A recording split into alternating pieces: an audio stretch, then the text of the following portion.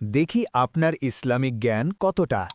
চারটির মধ্যে কয়টি সঠিক উত্তর দিতে পারেন কমেন্টে জানাতে ভুলবেন না। প্রশ্ন ১।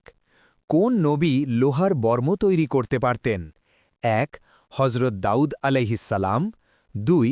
হজরত মূসা আলাইহিসসালাম, ৩. হজরত ঈসা আলাইহিসসালাম।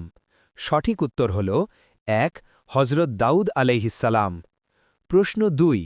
পবিত্র কোরআনে কোন ফলের নাম উল্লেখ আছে? ১. ডুমুর, ২.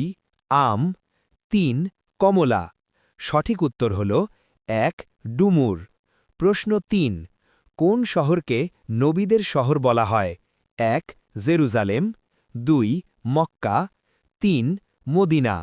উত্তরটি জানার আগে পেজটি ফলো অথবা সাবস্ক্রাইব দিয়ে দাওয়াতের কাজে অংশীদার হয়ে যান। সঠিক উত্তর হল ১. জেরুজালেম। প্রশ্ন ৪। কোন সাহাবীকে উম্মতের আমানতদার বলা হয়? ১. আবু উবাইদা ইবনুল জাররাহ রাদিয়াল্লাহু আনহু, ২. হজরত আলী রাদিয়াল্লাহু আনহু, ৩.